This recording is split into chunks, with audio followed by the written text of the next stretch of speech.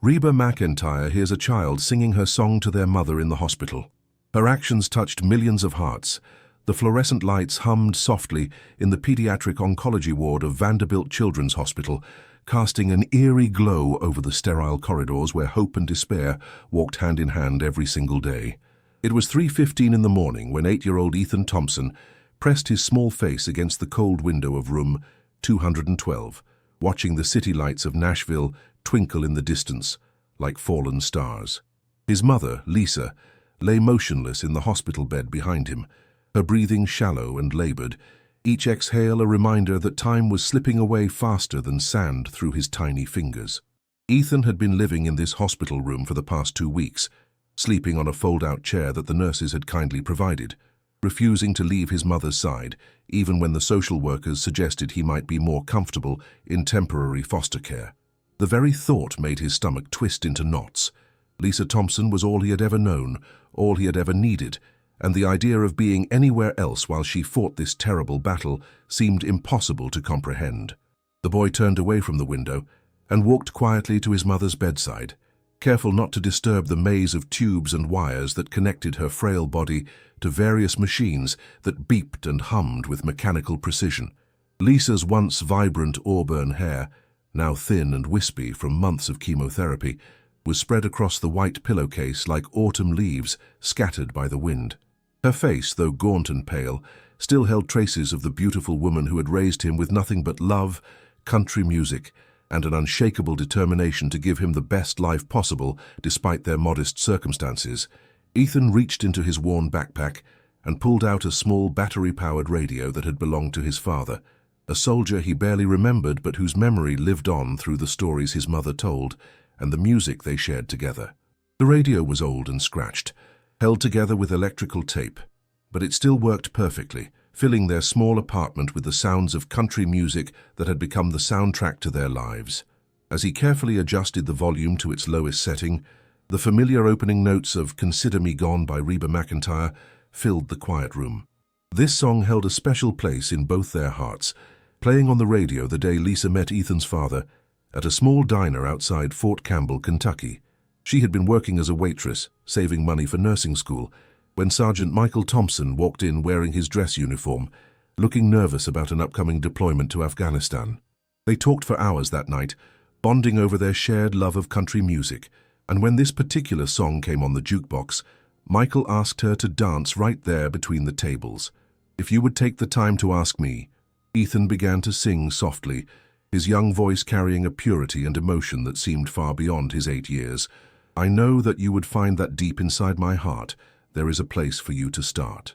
The words flowed from him naturally, as if Reba Mcentire herself had taught him every inflection, every subtle pause that made the song so powerful. He had spent countless hours listening to his mother's collection of Reba albums, memorizing not just the lyrics but the way the Queen of Country could make every word feel like a personal conversation. Lisa's eyes fluttered open at the sound of her son's voice, and despite the pain medication that kept her in a constant haze, she managed a weak smile. "Sing it again, baby," she whispered, her voice barely audible above the ambient sounds of the hospital machinery. "Sing it just like Reba would." And so Ethan sang, his small hands clasped tightly around his mother's cool fingers, pouring every ounce of love and hope he possessed into each note. He sang about leaving and missing someone, about the pain of goodbye, though he couldn't fully understand why this song meant so much to his mother, or why tears always seemed to gather in her eyes whenever she heard it. What he did know was that his voice seemed to bring her peace, seemed to transport her away from this sterile room filled with the smell of antiseptic and the constant reminder of her mortality. From the hallway, night shift nurse Patricia Martinez paused during her rounds, drawn by the haunting beauty of a child's voice singing in the darkness. She had worked in pediatric oncology for 15 years, had witnessed more heartbreak than most people could imagine, but something about this particular scene struck her as extraordinary. Patricia pulled out her cell phone, knowing that moments like this were too precious, too powerful to exist only in memory. As she began recording, she had no idea that this simple act would set in motion a chain of events that would capture the attention of millions and ultimately change the trajectory of a young boy's life forever. The story you're about to experience is one that will remind you why music has the power to heal, why compassion knows no boundaries, and why sometimes the most unexpected connections can create miracles. If this story touches your heart, the way it has touched ours, please take a moment to subscribe to our channel and share your thoughts in the comments below.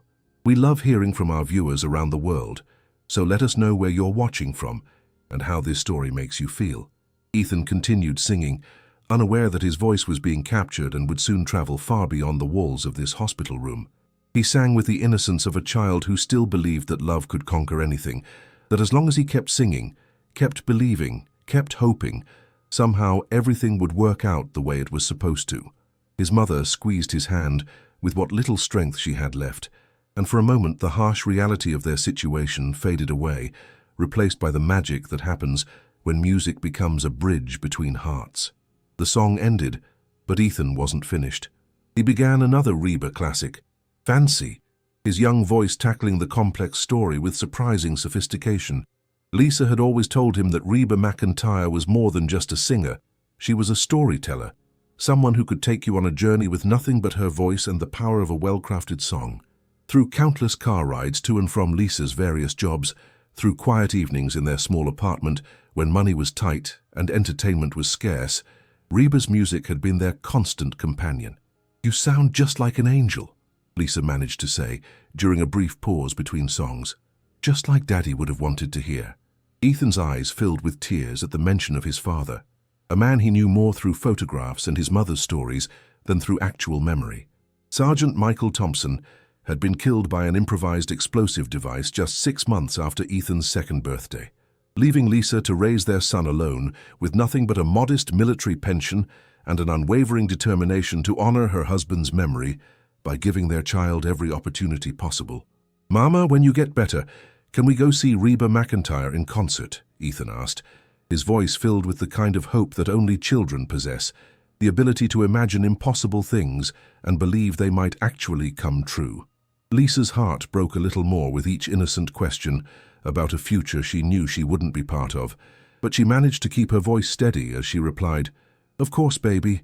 We'll get the best seats in the house and sing along to every single song." As dawn began to creep through the hospital room window, painting the walls with soft shades of pink and gold, Ethan settled into his makeshift bed beside his mother's hospital bed, the radio still playing softly in the background. Neither of them could have imagined that at that very moment, Nurse Patricia was uploading a video to her personal Facebook page with the caption, "Sometimes you witness something so beautiful, it restores your faith in the power of love." This brave little boy has been singing to his terminally ill mother every night for weeks. If this doesn't touch your heart, I don't know what will. Within hours, that simple post would be shared hundreds of times, then thousands, then tens of thousands. The video would find its way onto Twitter, Instagram, TikTok, and eventually into the hands of someone whose life was about to become forever intertwined with that of a small boy from Nashville who just wanted his mother to know how much he loved her through the only language he truly understood, music. But for now, as the sun rose over Music City and the hospital began to stir with the activity of a new day, Ethan and Lisa existed in their own private world, where Reba Mcentire's voice provided the soundtrack to their love story, and where a little boy's faith remained unshaken by the storm clouds gathering on the horizon. What was about to unfold would test that faith in ways Ethan couldn't imagine, but it would also reveal the incredible power of human compassion when it comes from the most unexpected places. By 9 o'clock that morning, Patricia Martinez was checking on her other patients when her phone began buzzing incessantly with notifications. The video she had posted just 6 hours earlier had already been shared over 5,000 times, with comments pouring in from strangers around the world who had been moved to tears by the sight of a small boy singing his heart out to his dying mother. "This is the most beautiful thing I've ever seen," wrote one commenter from Texas. "That little angel has a voice that could move mountains," posted another from California. Patricia stared at her phone in amazement, scrolling through hundreds of comments from people sharing their own stories of loss, hope, and the healing power of music. She had simply wanted to capture a touching moment between mother and son, never imagining that it would resonate with so many people across the country. The video was being shared by local news stations, country music fan pages, and influential social media accounts with millions of followers. Meanwhile, in the patient room 212, Dr. Sarah Henderson was delivering news that Lisa had been dreading but somehow already knew was coming. "I'm afraid the latest scans show that the cancer has spread more aggressively than we initially expected," Dr. Henderson said gently, her voice filled with the practiced compassion of someone who had delivered this type of news far too many times. "We're looking at days rather than weeks, Lisa. I'm so very sorry." Ethan sat in the corner of the room, coloring in a book that one of the volunteers had brought him, but his young ears caught every word. He had learned to read the subtle changes in the adults' voices, the way they spoke more quietly when they thought he wasn't listening, the way their eyes became soft and sad when they looked at his mother. He knew what the doctor was telling them, even if he didn't want to believe it. "How long do I have with him?" Lisa asked, her voice barely above a whisper as she glanced toward her son, who was now drawing what appeared to be a stage with two figures on it, one small and one tall, both holding microphones. "It's difficult to say exactly, but we want to make sure you have time to make arrangements, to say everything you need to say," Dr. Henderson replied. "Is there family we should contact? Anyone who might be able to help with Ethan's care?" Lisa shook her head slowly, tears threatening to spill over. "It's just us. It's always been just us." The weight of that reality hit her like a physical blow. Her parents had passed away in a car accident when Ethan was just a baby, and Michael's family had never been particularly close, scattered across different states and lost in their own grief over losing their son. "What happens to him when I'm gone?" Dr. Henderson's expression grew even more gentle, if that was possible. "We have excellent social workers here who specialize in these situations. We'll make sure Ethan is placed with a loving family who can provide for him and help him through this transition. There are many wonderful people looking to adopt children, especially one as special as Ethan clearly is." But the very word adoption sent a chill through Lisa's heart. The thought of her precious boy, who had never spent a night away from her, going to live with strangers who wouldn't understand his love of country music, who wouldn't know that he needed the radio playing softly when he fell asleep, who wouldn't appreciate the way his voice could carry emotion far beyond his years, was almost unbearable. That afternoon, while Lisa dozed fitfully under the influence of increased pain medication, Ethan wandered the halls of the pediatric ward with Sandra Williams, the social worker who had been assigned to his case. Sandra was a kind woman in her 50s, with graying hair and gentle eyes, but her presence meant conversations about the future that Ethan didn't want to have.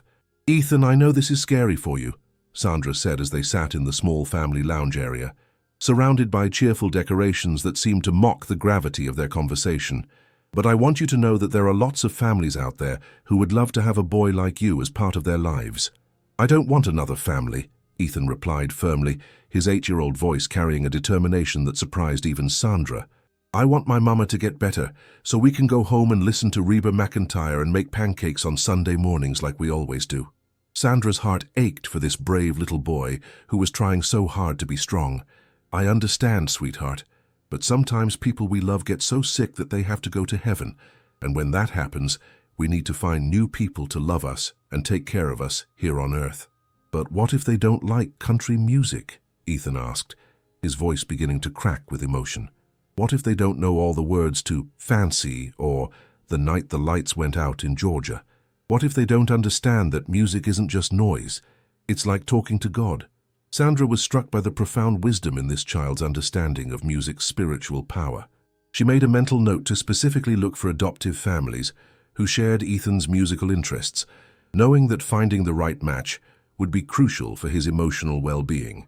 Unknown to any of them, at that exact moment, 1,200 miles away in Dallas, Texas, country music superstar Reba Mcentire was sitting in her luxurious tour bus, scrolling through her phone during a brief break between sound check and her evening performance at the American Airlines Center. Her social media manager, Jessica Cooper, had sent her a link with a simple message: "You need to see this. Bring tissues." Reba clicked on the link, expecting another fan video or perhaps a cover of one of her songs by an aspiring artist. What she saw instead stopped her cold. On her phone screen was a small boy with sandy brown hair and the most earnest expression she had ever seen, singing "Consider Me Gone" with a purity and emotional depth that took her breath away. But it wasn't just his voice that moved her. It was the setting, the obvious hospital room, the frail woman lying in the bed behind him, and the way his small hand never left hers as he sang. "Oh my God," Reba whispered, her hand flying to her heart as she watched the video a second time, then a third. She could see the love between mother and son in every gesture, every glance, every note that floated from the boy's lips. This wasn't a performance, this was prayer set to music, a child's desperate attempt to heal his mother through the power of song. Reba's eyes filled with tears as she read the comments that were now numbering in the tens of thousands. People from all over the world were sharing their own stories of loss and love, of the ways music had helped them through their darkest hours. Many were specifically mentioning how her own songs had provided comfort during difficult times, but this little boy's version of "Consider Me Gone" seemed to touch something even deeper, something that transcended entertainment and entered the realm of pure human connection. She immediately called Jessica, her voice shaking with emotion. "I need you to find out everything you can about this little boy and his mother. Where are they? What hospital? What's their story? And I need you to do it now." "Reba, you're on stage in 3 hours," Jessica reminded her gently. "Maybe we could look into this after the show." "No," Reba said firmly, her mind already racing with possibilities. "Cancel my meet and greet after the show. Cancel the radio interviews tomorrow morning. This is more important than any of that." She paused, watching the video one more time, focusing on the way the little boy's voice cracked slightly when he sang the line about being gone, as if he understood all too well what those words might mean for his own life. "Some things matter more than business, Jessica. This is one of them." Within 2 hours, Jessica had tracked down the source of the video to Vanderbilt Children's Hospital in Nashville and had managed to contact the hospital's administration through a series of phone calls that involved everything from Reba's personal assistant to her record label's legal department. The hospital's public relations director, Maria Santos, was both thrilled and slightly overwhelmed by the prospect of one of country music's biggest stars wanting to visit one of their patients. "Ms. Mcentire wants to visit tomorrow morning," Jessica explained to Maria during their phone conversation. "She's flying in after her Dallas show tonight and doesn't want any media coverage or publicity. This is strictly personal, a private visit between her and the family." Maria was struck by how different this was from the usual celebrity hospital visits she had coordinated over the years. Most involved photo opportunities, press releases, and carefully orchestrated media events designed to benefit both the celebrity's image and the hospital's fundraising efforts. But Reba's team was specifically requesting the opposite. No cameras, no publicity, just a quiet moment between a country music legend and a little boy who had touched her heart through a 60-second video clip.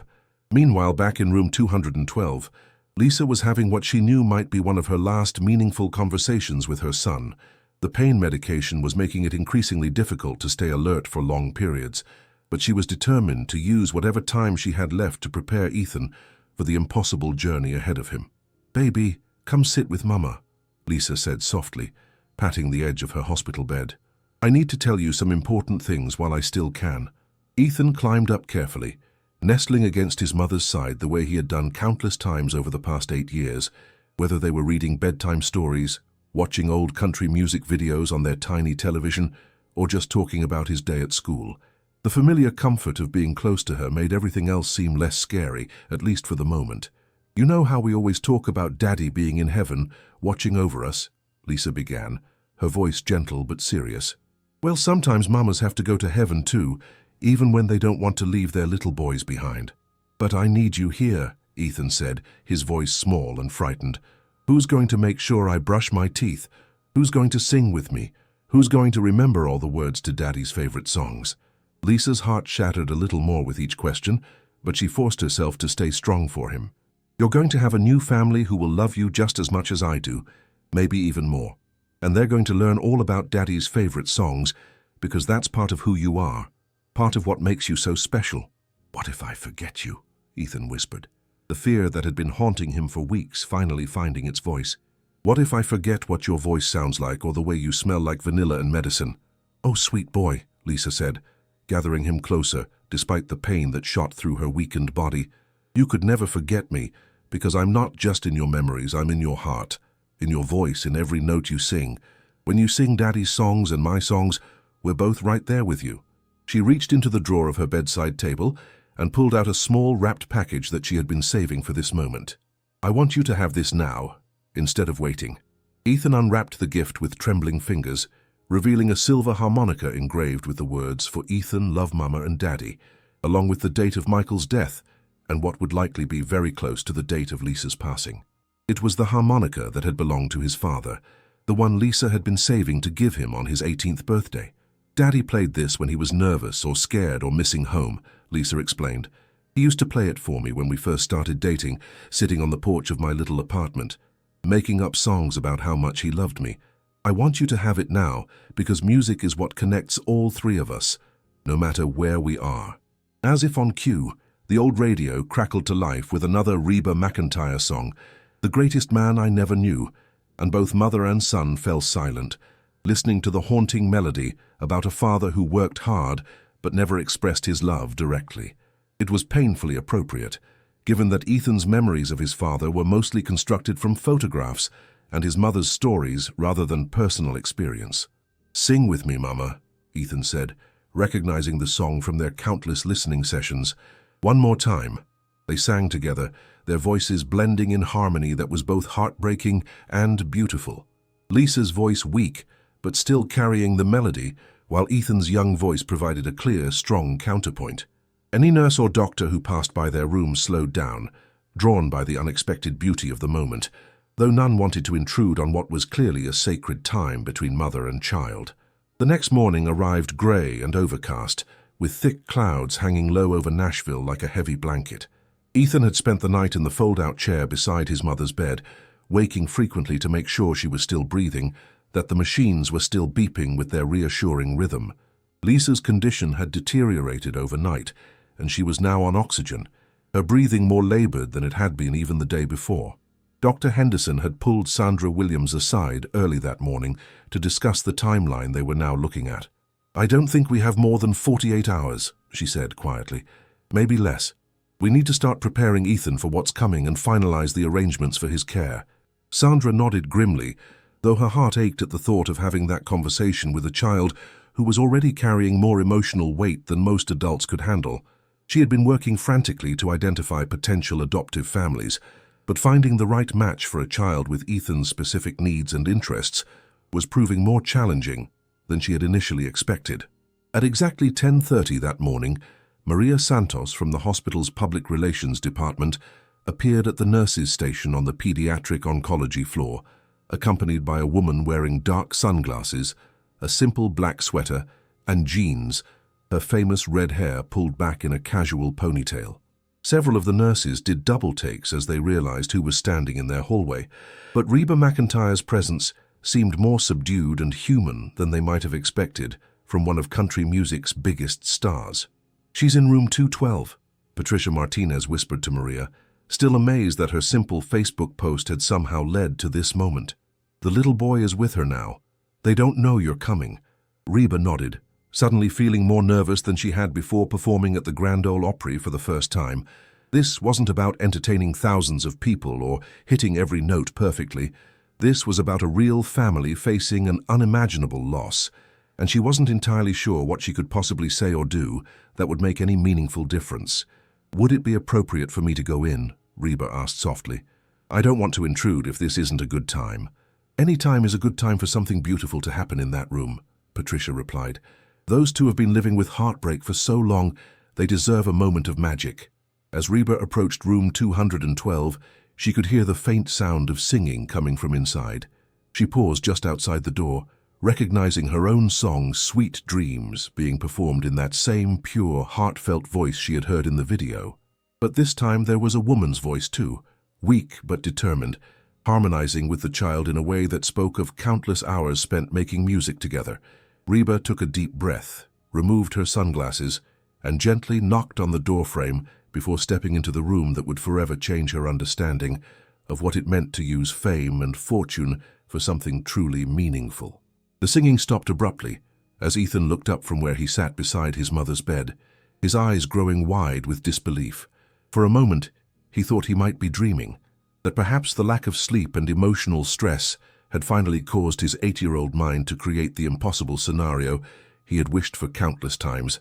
But there she was, Reba Mcentire herself, standing in their hospital room wearing a gentle smile and looking nothing like the glamorous superstar he had seen in magazine photos and music videos.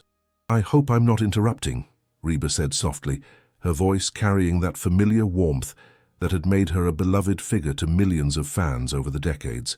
"I heard there was a young man in here who knows my songs better than I do." Lisa struggled to sit up straighter in her bed, her weakened state making even this simple movement difficult. Despite the oxygen mask and the obvious ravages of her illness, her eyes lit up with a mixture of shock and joy that seemed to momentarily push away the pain and exhaustion. "You're really here," she whispered, her voice filled with wonder. "Ethan, baby, look who came to see us." But Ethan remained frozen in place, his mouth slightly open, clutching the harmonica his mother had given him the night before. He had dreamed of this moment so many times, imagined what he would say if he ever met his idol. But now that it was actually happening, words seemed impossible to find. Reba slowly approached the bed, moving carefully so as not to startle the boy or overwhelm the obviously fragile woman lying there. "You must be Lisa," she said, extending her hand to the sick woman. "And you, young man, must be Ethan. I have to tell you, I've been singing professionally for over 40 years, and I've never heard anyone perform my songs with more heart than you do." "You saw the video?" Ethan finally managed to ask, his voice barely above a whisper. "I saw it and it moved me to tears," Reba replied honestly. "The way you sing to your mama, the love in your voice, the way you make every word mean something special, that's not something you can teach someone. That's a gift straight from God." Lisa reached out and took Reba's hand, her grip surprisingly strong despite her condition. "I can't believe you're really here. Your music has been the soundtrack to our entire life together.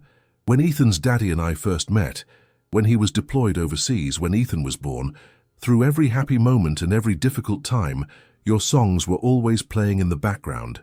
"Tell me about his daddy," Reba said, settling into the chair that Ethan had been occupying, genuinely interested in their story rather than simply making polite conversation. Lisa's eyes took on a distant look as she began to speak about Michael, describing their whirlwind romance, his deployment to Afghanistan and the devastating phone call that had changed everything. Ethan listened intently, as he always did when his mother talked about his father, absorbing every detail that helped him construct a clearer picture of the man he wished he could remember. "Michael used to play the harmonica," Lisa continued, nodding toward the instrument that Ethan still clutched in his small hands. "He'd sit on our apartment steps and play for hours, making up little melodies and humming along to country songs on the radio. When he found out I was pregnant, he recorded himself playing Sweet Dreams on that harmonica so the baby could hear his voice, even when he was away." Reba felt her throat tighten with emotion as she realized the profound significance of music in this family's history. "Do you still have that recording?" Ethan nodded and pulled out an old cassette tape from his backpack, the label written in his father's careful handwriting. "For Lisa and baby Thompson, love always, Michael." It was one of his most treasured possessions, something he listened to whenever he missed his father particularly intensely. "Would you mind if I heard it?" Reba asked gently. Lisa nodded, and Ethan carefully inserted the tape into his old radio. The sound quality was poor, full of static and background noise, but Michael Thompson's voice came through clearly as he hummed and played Sweet Dreams on the harmonica, occasionally stopping to speak directly to his unborn child. "Hey there, little one, this is your daddy. I can't wait to meet you and teach you all the songs that make your mama smile." Tears streamed down Reba's face as she listened to this intimate message from a father to his child, a father who would never get the chance to fulfill those promises in person.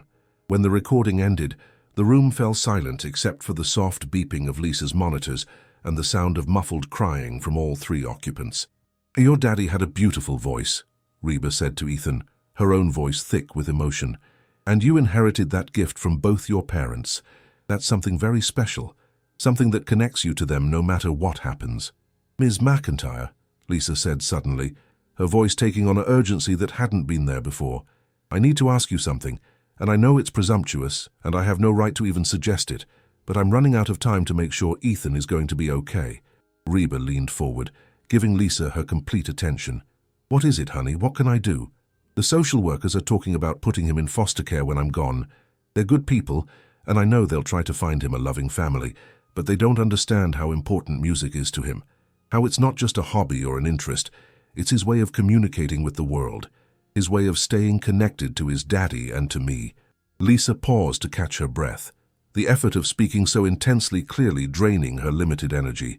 "I was wondering, I know this is crazy, But do you know anyone in the music industry who might be interested in adopting a little boy? Someone who would understand his gift and help him develop it?" Reba was quiet for a long moment, her mind racing as she considered the weight of what Lisa was asking. This wasn't a simple request for an autograph or a photo opportunity. This was a dying mother's desperate plea for help, ensuring her child's future. The responsibility of that request was enormous, but as she looked at Ethan, still clutching his father's harmonica, and looking at her with eyes full of hope and trust, she felt something shift inside her heart. "Lisa," Reba said carefully, "I can't make any promises right now because this is something that would require a lot of thought and planning, but I want you to know that I'm not going to just walk away from your story. This little boy has touched my heart in a way that very few things ever have, and I'm going to make sure he's taken care of, one way or another." Ethan looked back and forth between his mother and his idol, sensing that something important was being discussed, but not entirely understanding the full implications. "Ms. Reba," he said suddenly, "would you like to sing with us? Mama and I were practicing The Night the Lights Went Out in Georgia before you came in." Reba smiled through her tears and nodded. "I would be honored to sing with you both." What followed was perhaps the most meaningful performance of Reba Mcentire's entire career. In that small hospital room, with machines beeping softly in the background, and the weight of impending loss hanging heavy in the air, three voices joined together in harmony. Lisa's voice was weak but determined, Ethan's was pure and strong, and Reba's carried all the power and emotion that had made her a legend, but tempered with a gentleness that transformed the moment into something sacred. As they sang together, other hospital staff members began to gather quietly in the hallway outside the room, drawn by the unexpected sound of live music echoing through the pediatric ward. Nurses who had seen every kind of heartbreak imaginable found themselves wiping away tears, moved not just by the beauty of the performance but by the obvious love and connection between the three singers. When the song ended, Reba stood up and walked to the window, looking out at the Nashville skyline while she composed herself. She had performed for presidents and kings, had won every award the music industry had to offer, had sold millions of records, and touched countless lives through her art.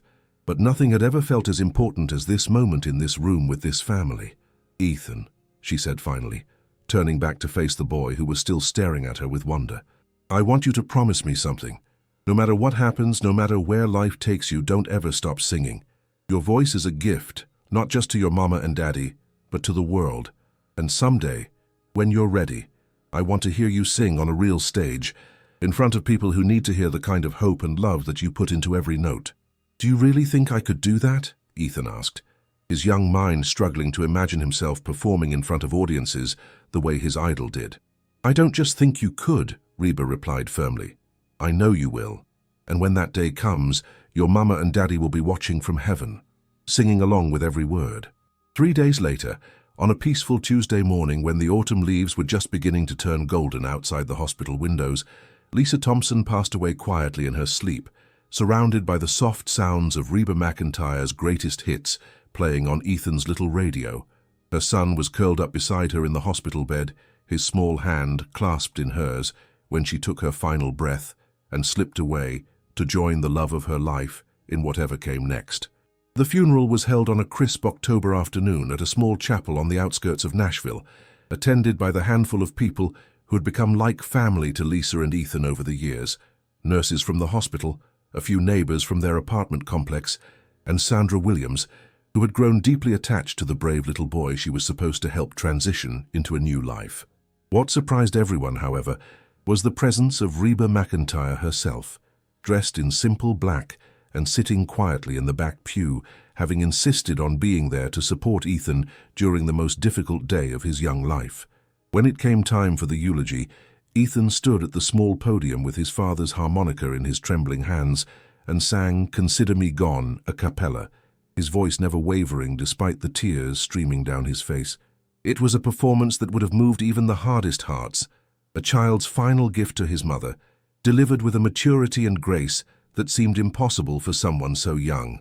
After the service, as people slowly filtered out of the chapel, Reba approached Sandra Williams with a determined expression that the social worker had learned to recognize in her years of dealing with people making life-changing decisions. "I've been thinking about our conversation at the hospital," Reba said without preamble. About Ethan's future and what Lisa asked me to consider, I want to discuss the possibility of him coming to live with me. Sandra's eyes widened in surprise.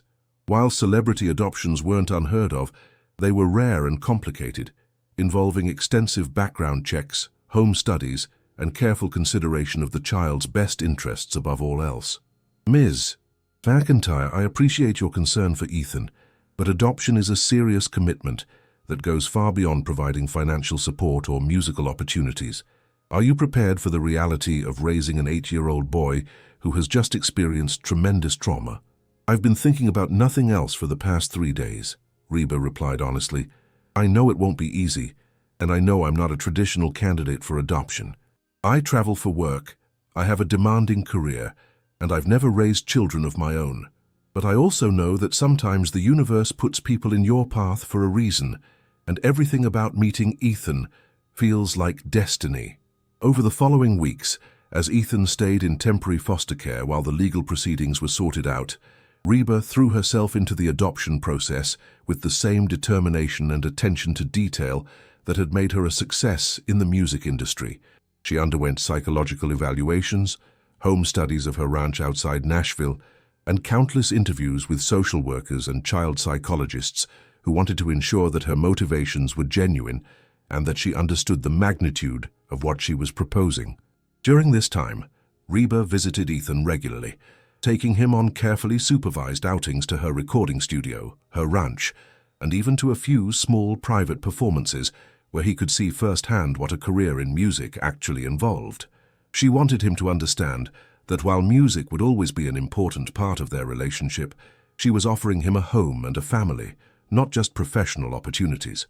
The breakthrough came during one of these visits, when Ethan was playing with Reba's dogs at her ranch, and suddenly asked, "If I come to live with you, will you teach me to play guitar like Daddy played harmonica?" "I'll teach you anything you want to learn," Reba replied, sitting down beside him on the front porch steps. "But more importantly, I'll make sure you always remember your mama and daddy, and I'll help you understand that having a new family doesn't mean forgetting the one you were born into." "Mama said that music connects people even when they can't be together," Ethan said thoughtfully. "Maybe that's how she knew you would take care of me." The adoption was finalized on a snowy December morning, exactly 3 months after Lisa's death. Judge Patricia Hamilton, who had overseen hundreds of adoption cases over her career, later said that she had never seen a more clearly destined match between a child and an adoptive parent. The legal documents were signed in a simple ceremony at the courthouse, with Sandra Williams serving as a witness and Ethan wearing a new suit that Reba had bought for the occasion. But the real celebration happened that evening at Reba's ranch, where she had organized a small gathering of her closest friends and employees to welcome Ethan officially into what she now called their family. The highlight of the evening came when Reba presented Ethan with a custom-made guitar sized perfectly for his small hands, with Thompson Mcentire engraved on the back. "You'll always be a Thompson," she explained as he examined the beautiful instrument. "That's your history, your blood, your connection to your mama and daddy, but now you're also a Mcentire, which means you're part of my family too." As winter gave way to spring, Ethan began to settle into his new life with a resilience that amazed everyone who knew his story. He enrolled in a local school where his teachers were patient with his occasional emotional outbursts and his need to process his grief at his own pace. He took guitar lessons twice a week and continued to sing, though now he had an audience that extended far beyond his own reflection in the bathroom mirror. Reba, meanwhile, discovered that motherhood, even when it came unexpectedly and under tragic circumstances, was more fulfilling than any career achievement she had ever experienced. She restructured her touring schedule to spend more time at home, turned one of the spare bedrooms in her house into a music room where Ethan could practice and record, and learned to navigate the complicated world of elementary school carpools, parent-teacher conferences, and bedtime stories. The turning point came almost exactly 1 year after Lisa's death, when Reba was preparing for a special acoustic concert at the historic Ryman Auditorium in Nashville. As she was rehearsing in her home studio, Ethan quietly entered the room and sat down with his guitar. "Ms. Reba," he said, using the formal address he had maintained despite her gentle encouragement to simply call her Mom. "I've been practicing something, and I think Mama would want me to share it with people." What followed was a performance of "Consider Me Gone" that surpassed even his hospital room rendition in terms of emotional depth and technical skill. His voice had grown stronger over the past year. His guitar playing had improved dramatically, but more importantly, his interpretation of the song had evolved from a child's desperate plea for his mother to stay into a mature artist's celebration of love that transcends physical presence. "Would you like to perform that song with me at the Ryman?" Reba asked when he finished, her voice thick with emotion. Ethan nodded solemnly. "I think Mama and Daddy would like that." The night of the concert, as Reba stood in the wings of the most sacred venue in country music, she watched 9-year-old Ethan Thompson Mcentire tune his guitar with the focused concentration of a seasoned professional. In just over a year, this child had transformed from a heartbroken little boy, singing to his dying mother, into a confident young performer who understood that music was about more than entertainment. It was about healing, connection, and keeping love alive across impossible distances. When they walked onto the stage together, the audience of music industry veterans and lifelong country fans rose to their feet before they had sung a single note. Word of Ethan's story had spread throughout Nashville's tight-knit community, and everyone in that room understood they were about to witness something extraordinary.